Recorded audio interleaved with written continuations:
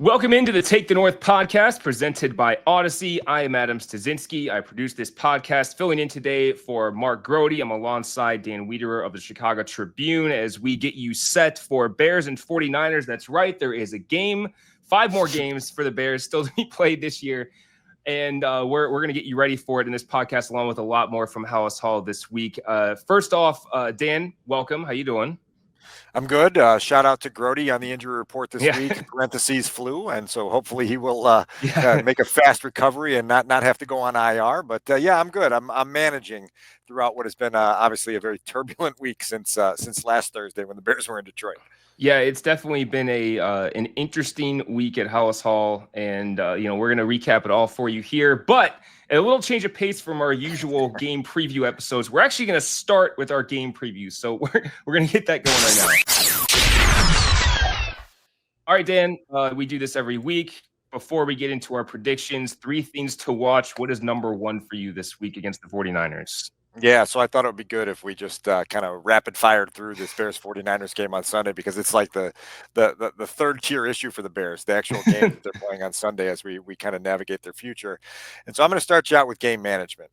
Okay, this is something that we all can recognize has been a problem. It was a huge problem down the stretch of that loss in Detroit. It was a problem 4 days earlier when they lost to the Vikings and had miscommunications on whether the field goal unit should be on the field or not on a 4th down play that ended up failing. They had issues at the end of the Packers game. It's been a problem all year long. There are changes being made, and that might qualify as the news of the day Thursday at Haugh. Chris Beatty, the wide receivers coach turned offensive coordinator, met with the media in this room that I'm sitting in right now for the first time since being promoted to OC, and he sort of acknowledged that this has been an ongoing issue this season. It's something that he and Thomas Brown had been talking about before either one of them had been promoted into their current post, and when they were both promoted into their current post, by necessity, they have made changes to the game management system. I think that means less of a voice for the Bears Director of Research and Analytics, Harry Freed, who was in Matt Eberflus's ear a lot. Chris Beatty acknowledged that he is going to try to remain on the sidelines in the offensive coordinator role alongside Thomas Brown, who's coming down from the booth to be the head coach and the offensive coordinator from the sideline. But the two of them are going to try to be in lockstep. And Chris Beatty was pretty emphatic in saying that, look, like, we have to be more prepared than we've been this season. We have to be thinking ahead more than we have this season. And Chris Beatty has a history in his coaching career of handling game management and clock management for teams. It goes back to his days coaching in high school in Virginia more than 20 years ago. He did it for a couple of years at Wisconsin on Gary Anderson's staff, including one year where Thomas Brown was on that staff along with him. So a little notable nugget there of news this week as the Bears try to get that part of their operation under control. And as I think you would agree, Studs, it would be great if they got that part of their operation under control. I mean, just make the basic right decisions. Like that's been the most frustrating thing here is, and by the way, if you're watching on YouTube, you saw a light randomly turn on behind me. That wasn't me. And so it's the ghost of Matt Eberflus. There's a light in this room that it's the light switch is on right now, and it's one of those electric lights that's kind of at the end of its life, and so it'll kind of turn on whenever it wants to. And so if you notice that, that's what's going on behind me. Anyway, game management. It's the basics have to just get better. Like when to call a timeout, and I mean some of this is so damn basic. Of hey, after just go back to the Thanksgiving game for prime example. When you take a sack during a 2-minute drill, especially under a minute to play, take a timeout if you got it and get reset. Like that. I assumed that was like common practice, not just in the NFL, at like every level of football. If you take a sack, 30 seconds to play, you got a timeout, just burn it and get everyone on the same page, because after sacks, especially, things are all over the place. So it's good to hear that. Like you were saying there, changes are being made, and they're gonna. I don't know how much worse they can get in some of these situations, but the last 4 weeks they've seemingly invented new ways to get worse at it. So I think the person that was most responsible for those miscues is now gone. That being Matt Eberflus. So hopefully things get better and they streamline their communication. And again, like just It's a very good use of words there, streamline, which is a word that Chris Beatty used today, because it is a process that, as basic as it should be, can get complicated when you have too many lines of communication going on the coaching headset communication system. And so the Bears are trying to get that process narrowed down. They're trying to limit the voices that are chiming in, and hopefully when we watch a game on Sunday afternoon in Santa Clara, that you'll see a team that is running a lot smoother than it has here during the 6-game losing streak for sure. And just I guess the final point on this, like it was interesting a week ago or 2 weeks ago, I can't remember, time's all kind of blurring together now, when they were talking about like the different channels, literal channels they have on their headsets, like walkie-talkie channels basically, for different things. And I don't know if that's how every team does it. And it is. So I mean, it's so all right. Well, that's good to know then. I never thought about it that way, so that was interesting to hear. So maybe if they have gotten that a little tighter about who's going to be on which channel and what situations, things will go a little smoother. Okay, what's up next, Dan? Yeah, the second thing to watch this weekend will be the role of Eric Washington, defensive coordinator all season, but now he's taking over the play calling duties that Matt Eberflus had since the start of the season. Want to see how Eric Washington handles this. Obviously, has prior experience. He did it when he was on Ron Rivera's staff for a season in Carolina back in 2018. He called the plays for the Bears during the preseason in August, so he has experience. It's not a totally new role for him, but it's going to be interesting to see how he handles it in his first game action against, as you know, a 49ers offense that, while banged up, is always explosive, potentially explosive. And you've got to be ready to kind of match them in the chess game. And so Eric Washington will be on those controls. He talked a lot on Thursday, Studs, about a defense playing with confidence, about a defense that is connected, about a defense that is consistent. And the coordinator has a job to meet the moments when moments are there to be met. And Eric Washington talked about, look, like, this job is never easy, but in particular, when you get into those got to have it moments, fourth down, red zone, big play, big moment in a big game, the defensive coordinator better have something that's sent in that accentuates what his unit does well, and B, is appropriate for the situation that you're facing, and then hopefully your guys are turned loose to play free, and you make a play. And that's ultimately what this game comes down to. Those got to have it moments. Your team's got to make a play. You got to stop the other team from making a play, and Eric Washington will have those responsibilities on Sunday for the first time this season.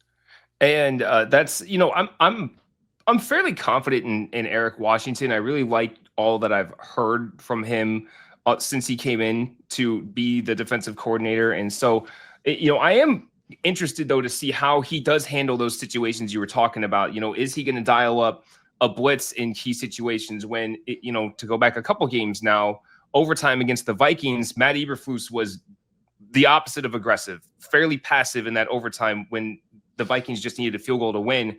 So situations like that, is he going to bring more pressure, especially if you haven't been getting home with your front four the whole game? And then, as far as like the type of plays that they run, I think that, like, luckily with this change, all of these players on the defense anyway have been in this system with this verbiage for multiple years now.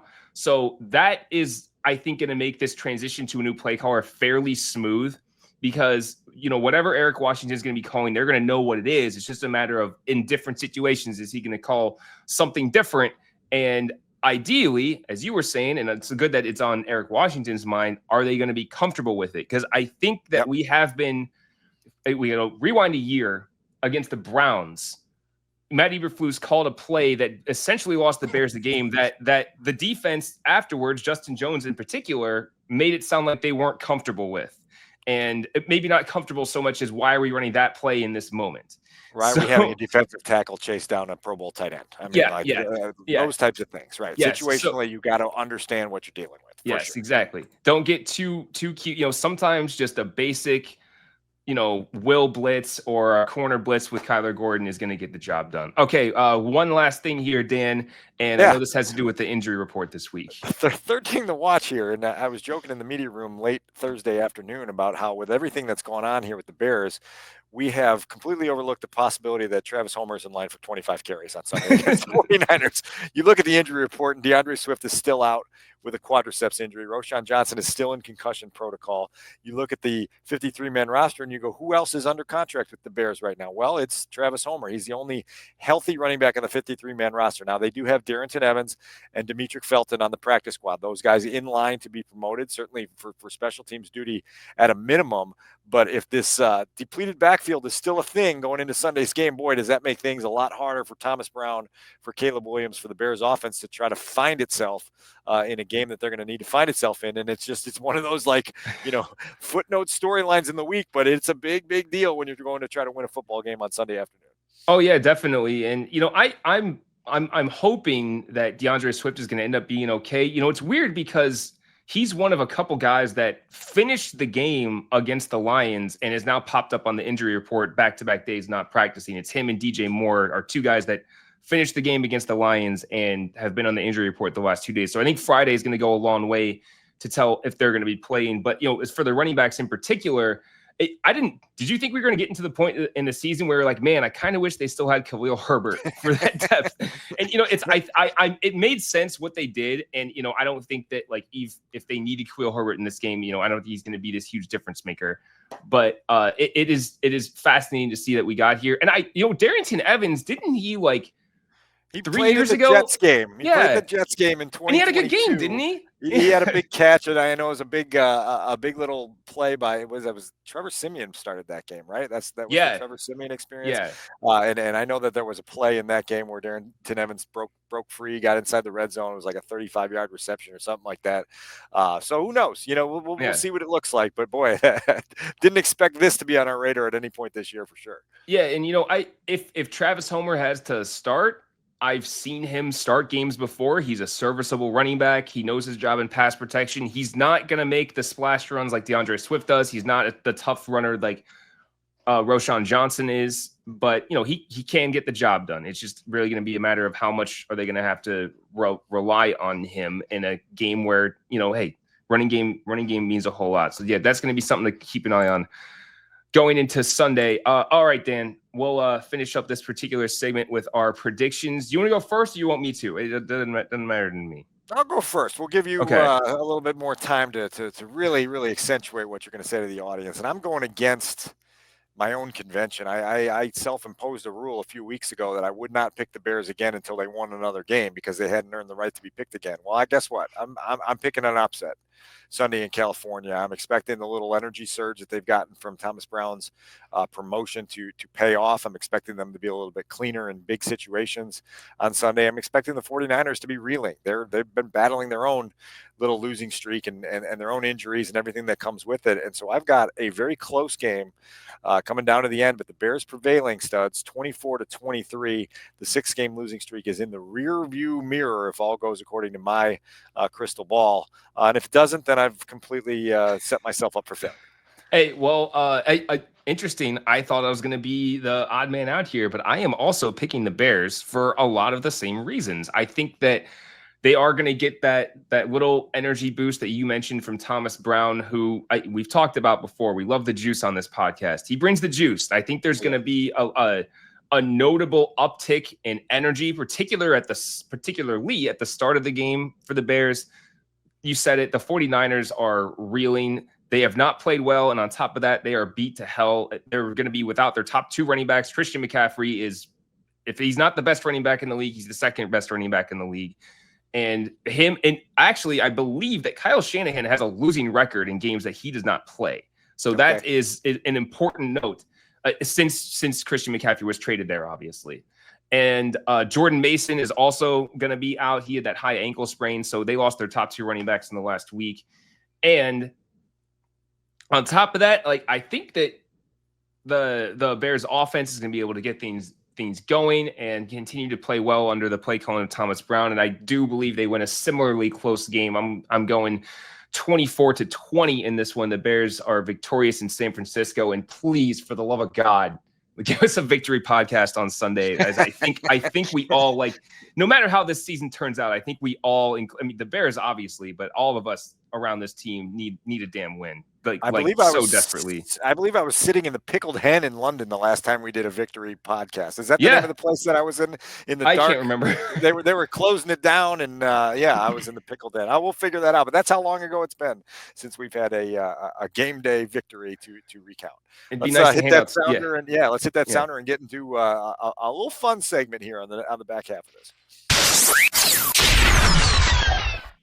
All right, Dan. So what do you got? Yeah, I got 3 storylines / questions to kind of run by you, and we can sound these out as we go. And I thought it would be fun to kind of look into some interesting talkers this week, right? There's a lot of buzz around the Bears. There's a lot to consider. And the first thing I'm going to start out with is the promotion of Thomas Brown and how the Bears should be evaluating his long-term coaching candidacy over these final 5 weeks. Now, obviously, we've got a situation here where the context matters, right? And we understand what he's being asked to clean up. We understand that he was already being asked to clean up a mess before he was asked to begin cleaning up this new mess. But the response that guys have had since Thomas Brown has been promoted has been notable. And that leads us to just a conversation. So I guess in your shoes, as you watch Thomas Brown coach this team over the last 5 weeks, what are you looking for as you consider him as a viable potential candidate for the job beyond 2024? I think that just the baseline first was what we talked about in the start of this podcast: competency. Can they incompetency in key moments, right? Does he meet the moment in 2-minute drill, end of half, end of game? All right, and clock management. Say they are getting the ball after halftime.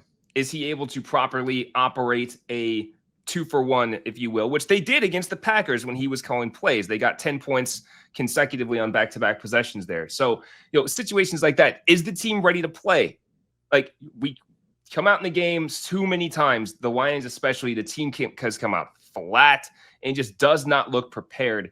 Do they come out firing? Scoring on the first drive of the game, on their first possession of the game, would be a key indicator of that. They have not done that very much this season. And forgive me, Dan, have they scored a first possession touchdown yet this year? I can't remember if they have. I know they've got 20 first quarter points in 12 games, and so that's 2 first quarter touchdowns. I think one of them was on the second possession. I'd have to go back and triple check when that other touchdown came, but it has not been a good trend in terms of the way they've started football games offensively. And outside that, this is the thing that they too often, I think, pride themselves on at Haugh, which is riding the storm out and patting themselves in the back. But for Thomas Brown in particular, he, for the most part, did not create this storm. So how does he guide them through it in general? And you can look at that via wins, or you can look at that just based on the way the team is playing, because they might just get outmatched in some of these games. And so look, if he comes out and he finishes with a winning record in these last 5 games, 3-2, 4-1, I think that you have to give him a serious look.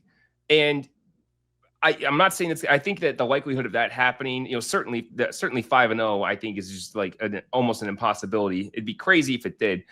But if he finishes with a winning record, I think you have to give him a really hard look. And I think unless the team is just, flat and doesn't perform well and goes 0-5 or 1-4, I think he's going to get an interview no matter what, maybe even just out of courtesy. But, I'm curious to see, I'm very open-minded to Thomas Brown, and just I'm going to kind of let it play out and see what we see. And if it looks good and the team continues to rally around him, I think you have to give him a serious look. So I've got half joking, half serious criteria to add to this. And it's going to start with a little soundbite that we have from Wednesday afternoons back and forth with Thomas Brown here inside the PNC Center at Haugh. And this is a exchange between the new interim coach of the Bears and the old rabble rouser in the front row, Mark Potash, our good friend from the Chicago Sun-Times. Let's give a listen to this exchange, and we'll talk about it on the back end. What's the biggest change you've made that players would notice in the way you conduct practice, or just with you as the interim head coach, as opposed to the way Matt did? That'd be a better question for them, to be honest with you. I would say the major change, they probably don't know, but I'll share this with you guys. Hopefully help somebody.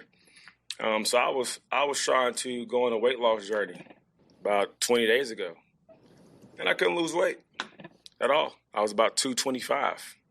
The morning of the announcement of being the OC. This morning I was 203. It's not what you asked me, but that changed significantly as far as, my life. And I get what you're saying. I'm making a joke. I get what you're saying. But I think, again, I'm be myself. I think I try to bring energy every single day. I'm a very direct person. I try to be engaging in front of the group, not entertaining. I don't care about entertaining them, but delivering the message, being clear and concise, but also collaborating with the entire staff, with our players as well. I think this always has been, always will be a player's game, right? So it's about us understanding those guys doing a really good job in the locker room of manning it, owning it, and taking it further than that. First and foremost, Studs, my response to that entire sequence was that I would go give Thomas Brown a 10-year contract right now if I could, just to experience 10 years of him and Potsy going back and forth. Potsy wanted a serious answer. He wasn't getting the answer he wanted from Thomas. The rest of us were enjoying the joke, and it was just a great little back and forth here in the room. And I do think delivery matters, and you hear both in the way Thomas Brown jokes and then the way he expresses himself that his delivery resonates, and it is something that's important. This is a big stage job in a big market. And so as much as we can kind of joke about those things, I've talked to a lot of people around the league that have been very emphatic that, again, like, this is not Atlanta. This is not Nashville. It's not Charlotte.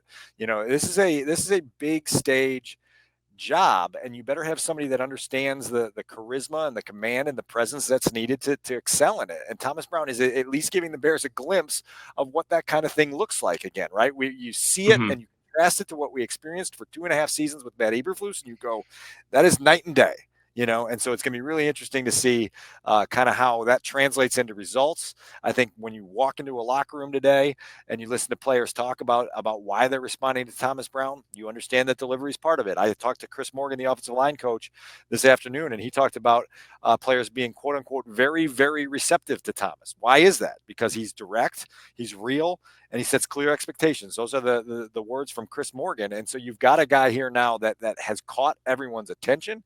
Now you got to turn it into results. But I think that there is part of this that is initially checking that prerequisite box of being able to command a room, whether it's the locker room or the media room. It's the old adage, Dan, can you win the press conference? And I think that Thomas Brown has won every press conference he's had so far. And, if there's a lesson that I think I have learned in the last few years throughout the Matt Eberflus era, it is how much I have always believed that how you talk at the podium, if you will, talk to the media matters.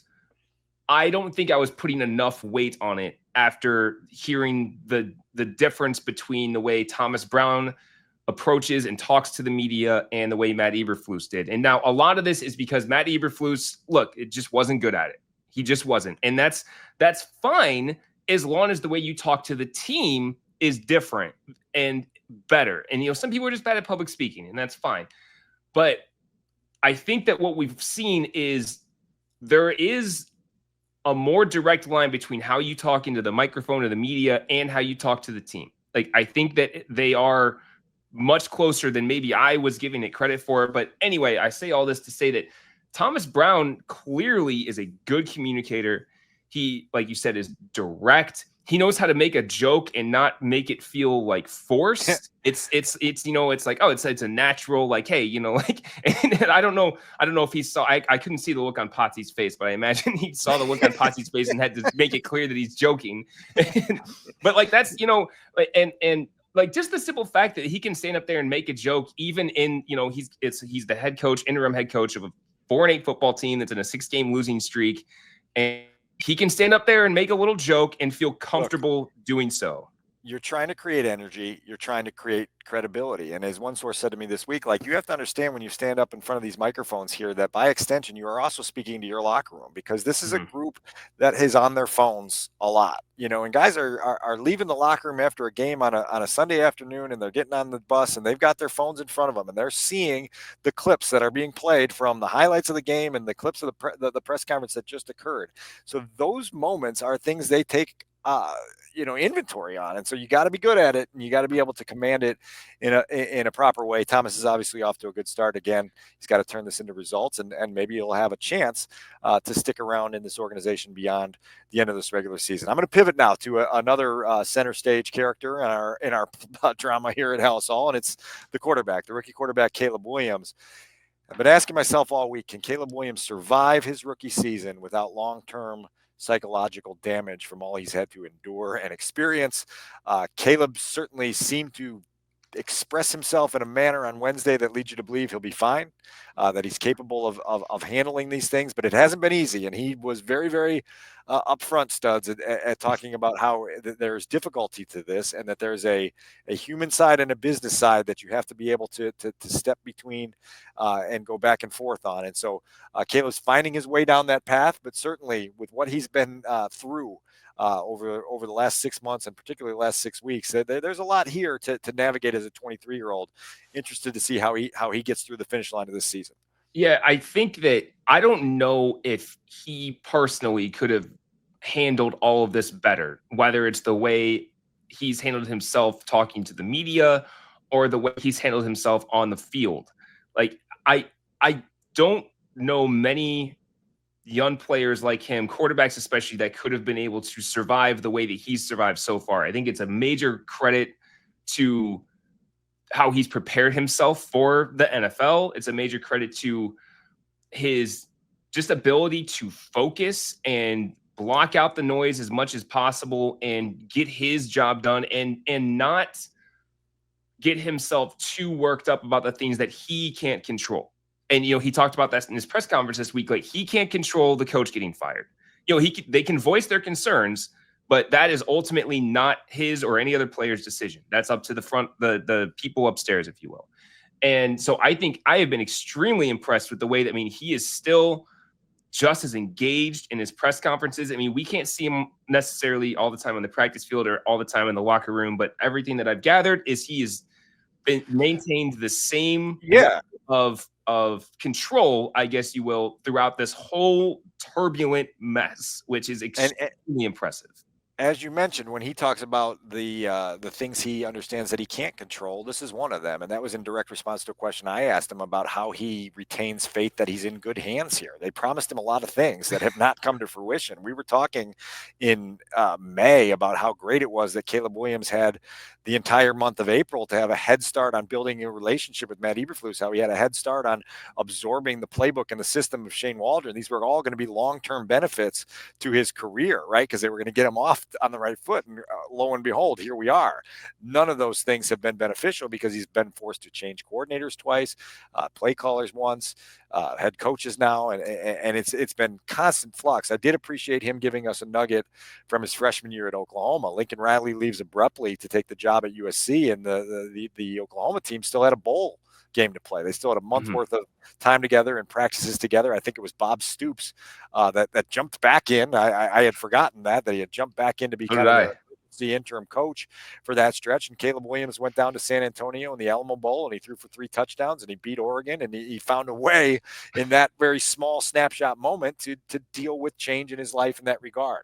He said he was going to lean on that as he goes through these current changes. And I found it very mature of him to say that he felt like this could be a stepping stone in his development, because he's not expecting to play his entire career under the same coach and the same coordinator, and that learning how to deal with change here, rapid and extreme, in his rookie season is going to help him up the road. And that perspective and that growth mindset, Studs, is really a pretty cool thing to experience. It is. He has a healthy perspective for someone that is as young as he is. I don't know about you, Dan, but when I was 23, I don't think I had that kind of perspective. Hell no. I'm 47 going on 48 here, and I don't have that perspective all the time at all. So credit to him for keeping himself in that headspace. And so one last thing before we move on to the final point you want to make here in this segment, and that's a couple sound bites that caught my ear during the week, in kind of adjacent to what we've been talking about here, because a common question this week at Haugh has been,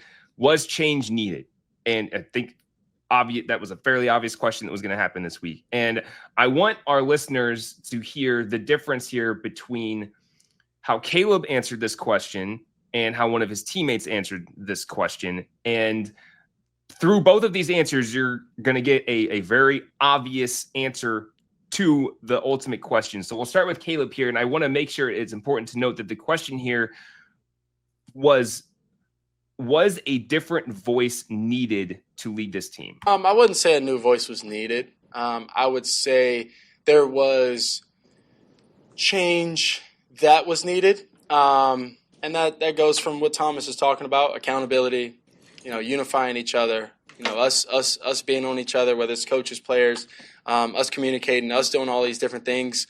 I wouldn't say that a new voice. I wouldn't say that, a change from, head coaches or anything like that. That's not a decision that I get to choose, a decision that I get to make. I wouldn't say that that's the situation that that I get to choose, the players, all of us. I'd say that us players, we got to deal with it. We have to handle it. And then from there, we got to go out and win games. And that's the most important thing at the end of the day. So there you go, Dan. He did say a change was needed, but in a very diplomatic way, which he is very good at. Now let's contrast that with the way that Tevin Jenkins answered a pretty similar from Mark Potash, who has been on fire all week, honestly. We heard them earlier. So here you go. I get is that this was a really welcome change. Without disparaging Matt, do you think that's accurate? Yeah, I love Flus, but I feel like the first point you just said, yeah, it was very accurate, yeah. Woof.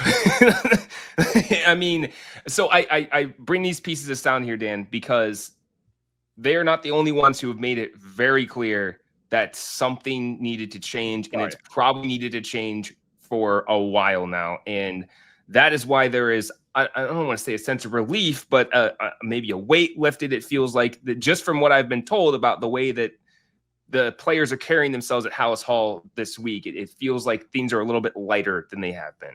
Yeah, and we'll see. Like it all has to translate on Sunday. I thought Caleb's answer there that you played was diplomatically or responsibly diplomatic, and so he knows that part of the role as well. But the change has been made, and now we got to wait to see what the next change is, which brings us to our third part of this segment, which brings us to another piece of sound, which will lead us into our third conversation. And this is the coach who will be on the other sideline this weekend. His name is Kyle Shanahan. He's been in the Super Bowl a couple times with the 49ers. He's been in the Super Bowl once with the Atlanta Falcons as a coordinator.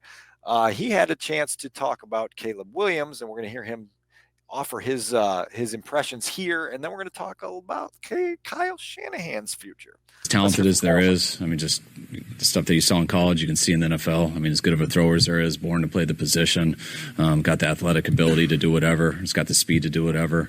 He's gotten a lot of playing time. He's getting better as this year goes. I think he's getting a lot more consistent. I think he's been playing his best ball probably here the last few weeks.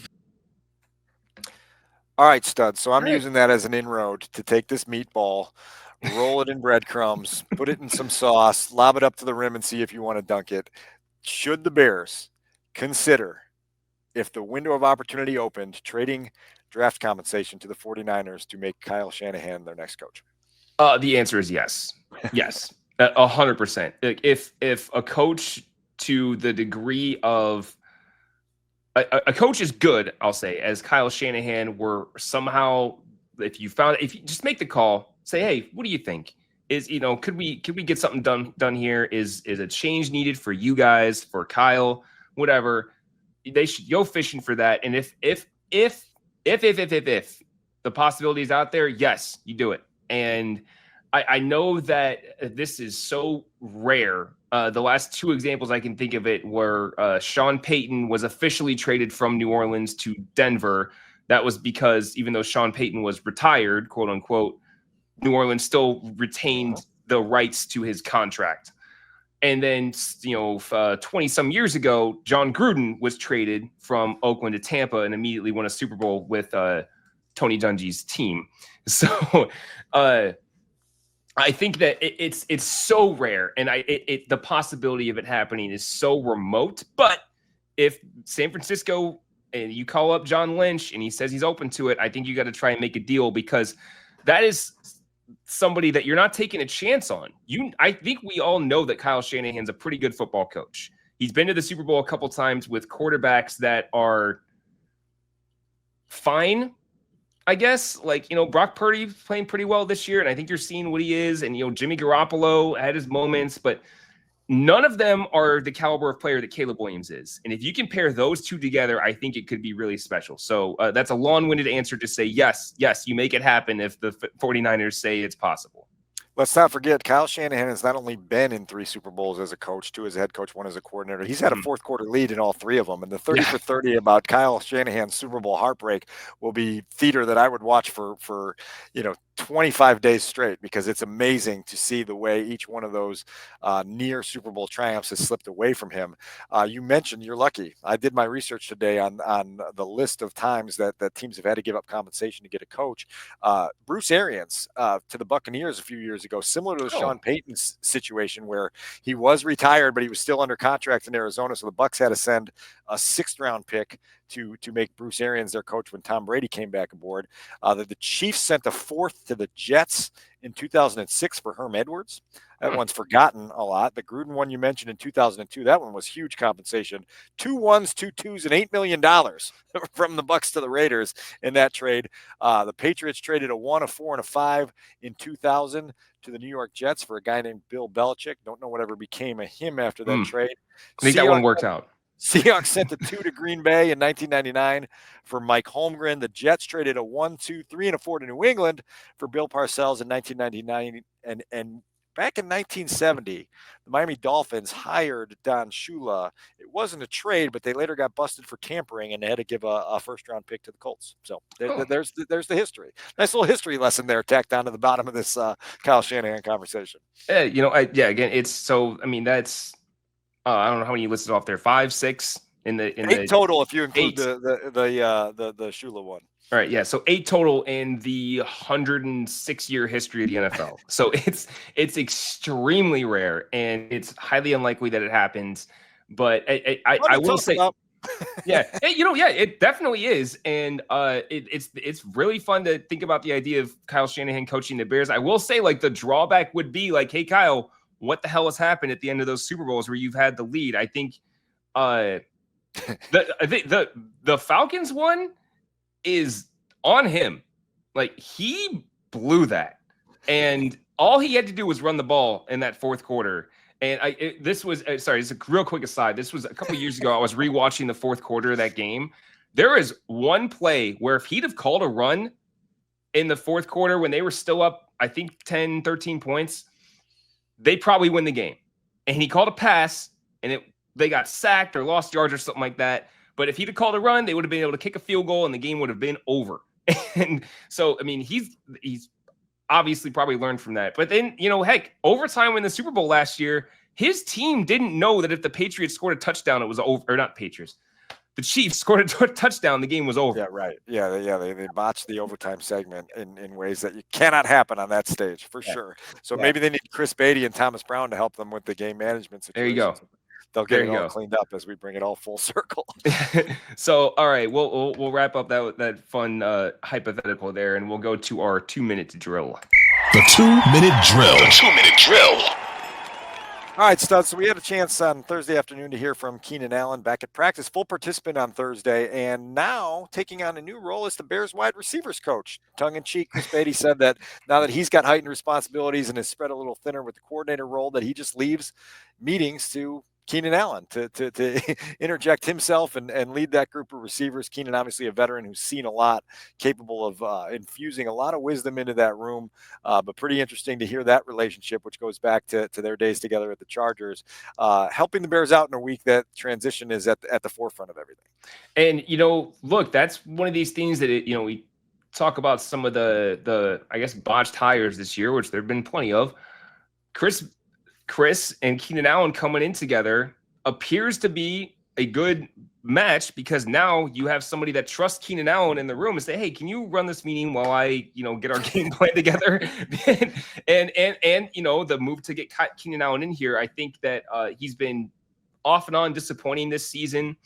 And even though they've made it an effort to get him more targets the past couple of weeks, but, look, he is still a guy that is relatively on a near Hall of Fame track, and he's obviously super smart and still has his fastball when he needs it. I mean, that route he ran on his second touchdown last week against the Lions was filthy. And and so it's excellent that they have a receiver like Keenan Allen who can just come in here and hey, run this meeting for me, man. I got a lot to do. and so that is kind of funny though. I mean, I wonder like how much he's running the meeting. Like I think it's for 2 or 3 minutes at a crack, and then they get it back on track. Keenan Allen also said today that he would like to be back in 2025. I don't see that happening. The Bears have way too many other needs to invest more money in him as they go forward, trying to fortify this roster around Caleb. They have DJ, they've got Rome, they've got Cole Kmet, they've got DeAndre Swift for a couple more years. It's time to find some other ways to marry that up. Okay, the NFL Studs has also announced their 2024 Walter Payton Man of the Year nominees. We know the winner is crowned at the NFL Honor Show Super Bowl week. Andrew Big Bill Billings is the Bears nominee for this season. That is an award that's given for both on-field excellence and work in the community and in the philanthropical world. Good to see Andrew Billings recognized for a lot of the stuff he does. Underappreciated by a lot of people, but I know that the Bears defensive line and the community at large knows how impactful that Andrew Billings can be. That's great. And, every year it's an important thing to note, obviously with the Bears having had Walter Payton and this is what, this is the award, it's funny. Like this is the award that players around the league covet the most. Like this is the one that they talk about how important this award is. And so it would be awesome if Big Bill can bring it home, despite the fact that he has been hurt. It's great that he's still been active in the and I think the last Bears player to win the Walter Payton Award was Peanut Tillman, right? So it's been a while, and it would be excellent if they can bring the award home. But I mean, the fact is, like, there is one winner, but there's no real losers with this award. Like, all these guys do such excellent work, and it's a really important thing to recognize. So I'm glad we are today. The other NFC North nominees, Jared Goff, C.J. Ham, and Kenny Clark. A couple other familiar names on the list, Larry Ogunjobi and Roquan Smith in Baltimore, getting his due for some of the work he's doing as well. So interesting to see that. Final nugget today, Studs. The media room was abuzz when I walked in on Thursday afternoon because there was a 7.3 or a 7.0 earthquake off the coast of Northern California today, which triggered a tsunami warning not far from where the Bears are scheduled to play on Sunday, where I'm supposed to fly on Saturday. So there was an evacuation order in Berkeley, California that was later lifted, but a little bit nervous with the way this season has gone to be flying to a place that just had a major earthquake, and I don't know what the aftershocks and the tsunami warnings are going to look like when I'm on the ground there. But that would be fitting for this Bear season, wouldn't it, to add a natural disaster to everything that's occurred to this point? God, yeah. Can you imagine? That would be wild. Well, I think you'll be fine, Dan. I think you'll be fine. I don't like it, hopefully magnitude of earthquake doesn't happen that close to each other, and I think you'll be fine.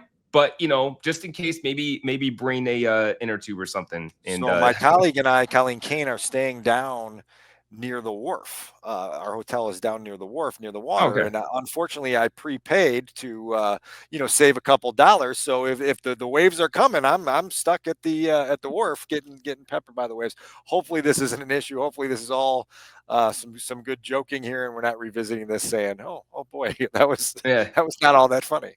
Well, I wish you luck. I will be right here in Illinois in the cold weather. I flew through a hurricane on the way to London the last time we went in 2019. So why don't we try a little earthquake? A little tsunami. Yeah, how bad could it possibly be? It's just a little water. All right. I think that we're ready to wrap up here, Dan. Unless you got anything else. That's it. That's all I got. All right. So on behalf of Mark Grote, who is on the injury report with the flu, who hopefully will be back on Sunday for our post-game podcast, I am Adam Studzinski. I produce the Take the North podcast. This is presented by Odyssey alongside Dan Wiederer of the Chicago Tribune. We will talk to you Sunday after the Bears and 49ers play in San Francisco. Great talk. See you out there.